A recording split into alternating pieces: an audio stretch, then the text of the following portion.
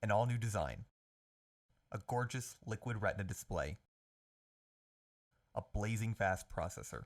All of this and more Apple promised with their newest iPad Air. But did Apple deliver? I'm Michael Buncher, and let's find out in my review of the iPad Air 4.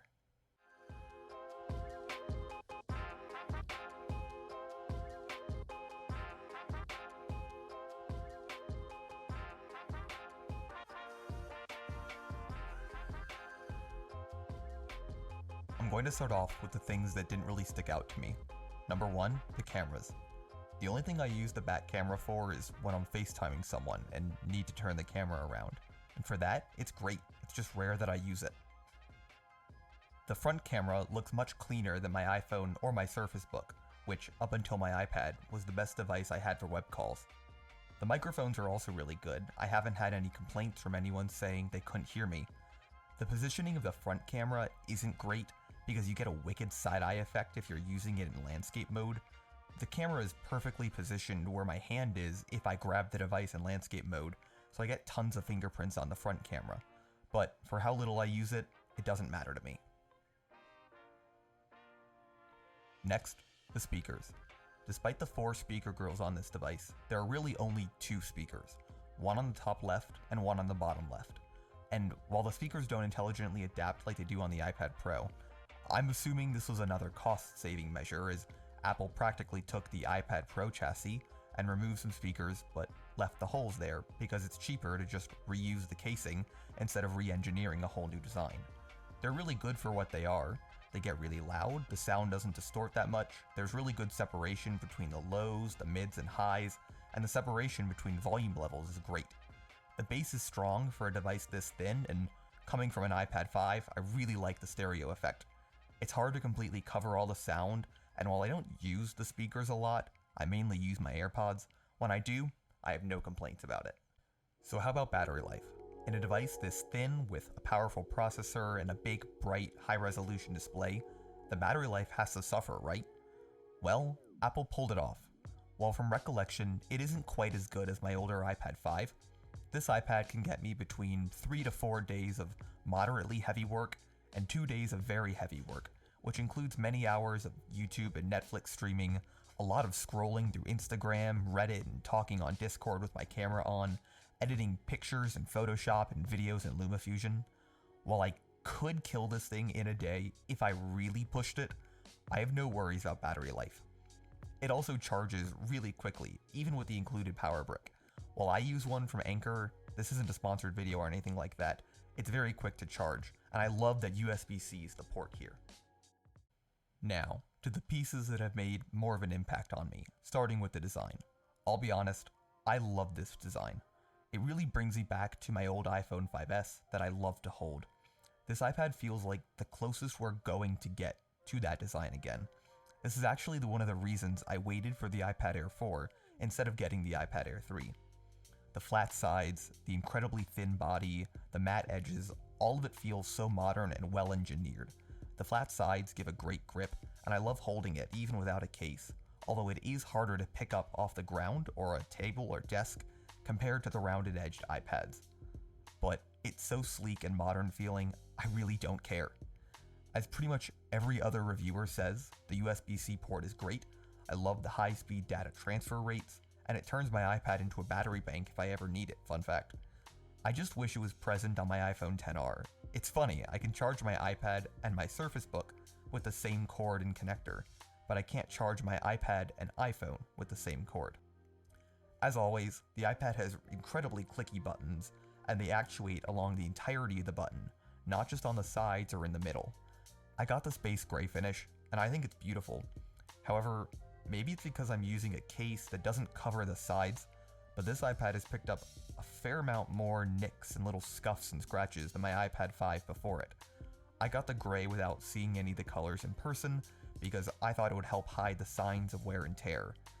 But it doesn't really hide fingerprints, and the metal accumulates a lot of those, or scratches, so go with whatever you want. I don't have any worries about bending this device, but I will say I'm a little uncomfortable using it without a case, mostly for fear of scratching it or the camera lens. While this isn't fragile, I always think it's good to use a case considering how expensive Apple devices are and how expensive repairs are. But every time I use this iPad without a cover, I get to appreciate all of Apple's gorgeous industrial design. This design of the iPad Air 4 is outstanding, and it is one of the best feeling devices I've ever held and used. Next is Touch ID.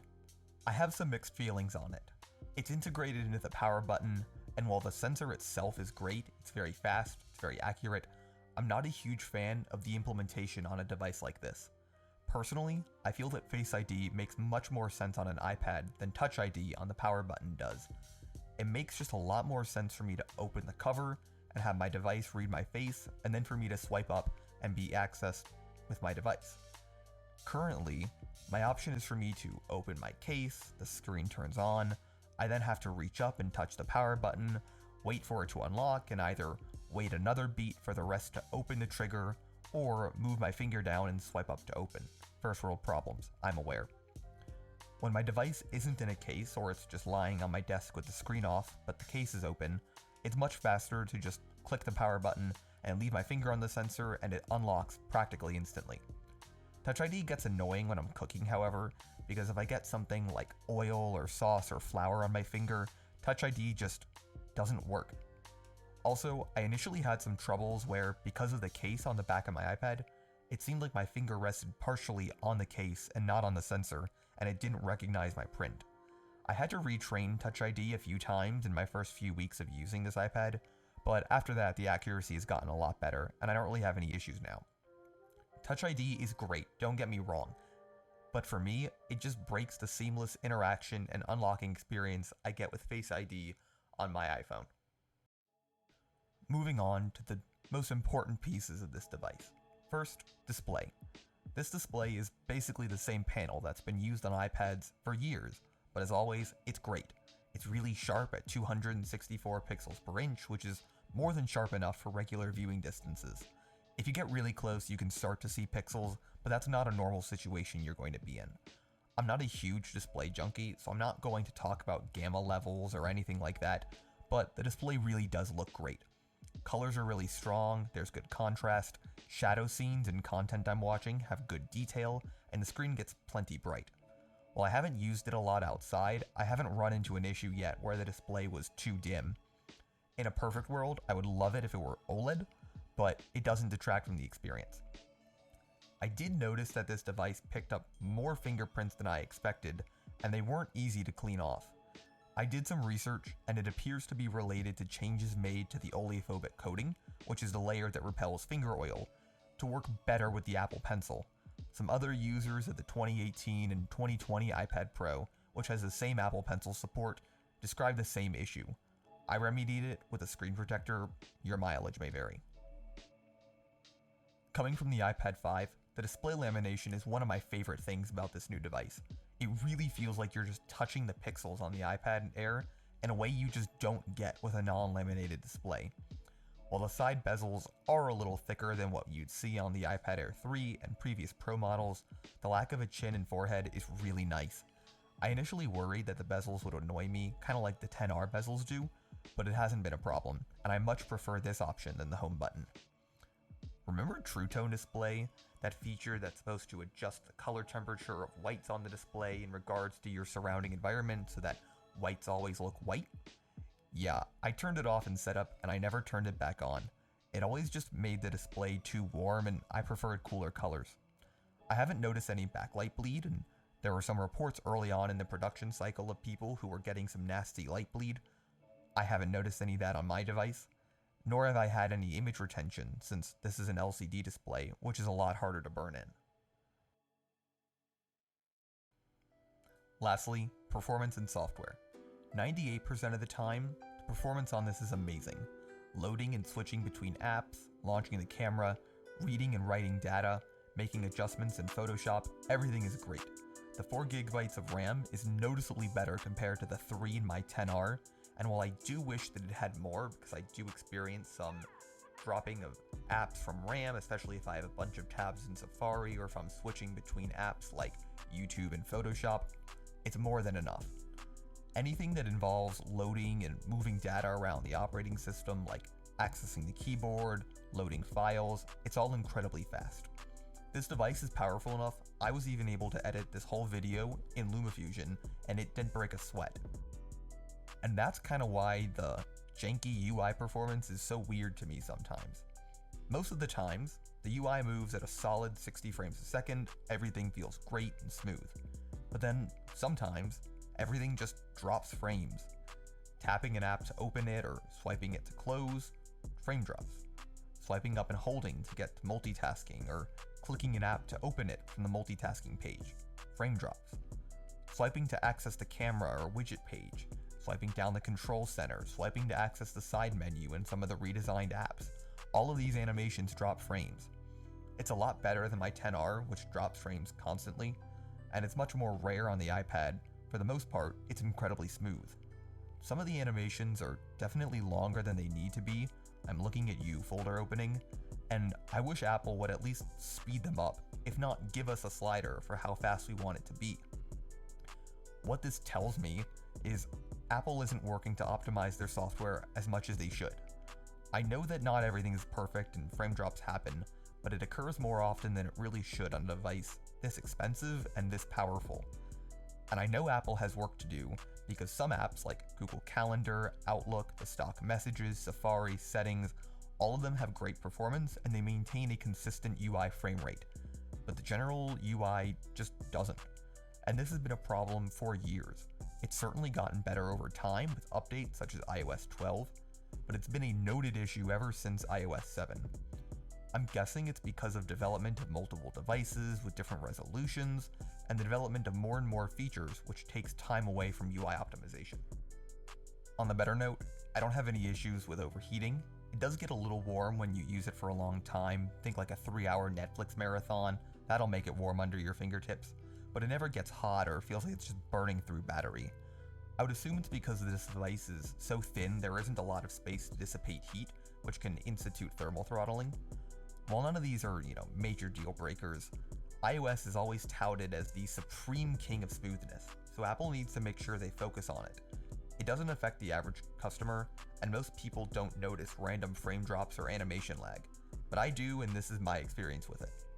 I wonder if the higher refresh rate would have helped here, because when I used the iPad Pro, even basic swipes and animations were immediately noticeable as being more fluid, and it made the whole experience feel even more immersive. On software, iPadOS is iPadOS. I won't talk your ear off here, besides saying that despite the changes Apple has made recently, like mouse and trackpad support, the file system is still incredibly locked down, multitasking needs a major overhaul, and it feels like there are more hoops I need to jump through than necessary to try and get things done. As a consumption device, this iPad is great, and iPadOS executes that perfectly. There's so many well-optimized apps, and I love kicking back in bed and watching hours of YouTube on here. This device is so fast, the battery life is great, it's so portable, that I want to use it as my laptop. But sadly, it feels so artificially limited that it would be more difficult to use it as my laptop, even with all the advantages iPad offers. The iPad Air 4 is the latest installment of Apple's new strategy. Take 90 to 95% of one of their Pro devices and bring that down to a non-Pro device. That all-new design with the stereo speakers and USB-C port, it's the iPad Pro redesign from 2018, just take two. That 10.9-inch Liquid Retina display, it's the 11-inch iPad Pro screen with slightly thicker bezels. The main new thing here is the A14 processor, which continues the trend of blazing fast performance, but you probably won't ever touch half of that because of the way iPadOS is so limited. The iPad Air 4 does nothing revolutionary, nothing crazy. It won't change the way you think about computing the way Apple seemingly wants. But what Apple has done here is bring everything that made the iPad Pro redesign so amazing, the screen, the design, the performance, to a price that is within reach of most people, while cutting the corners that most people won't notice or care about. Yes, if you really want that promotion display and Face ID on the front, a refurbished iPad Pro 2018 is probably for you. Or you can wait for the refreshed iPad Pro due later sometime this year. Just don't get the iPad Pro 2020. But if you want a brand new iPad from Apple with Great design, amazing performance, fantastic screen, and all-day battery life without breaking the bank, the iPad Air 4 is truly the iPad for you. Once again, Apple delivered.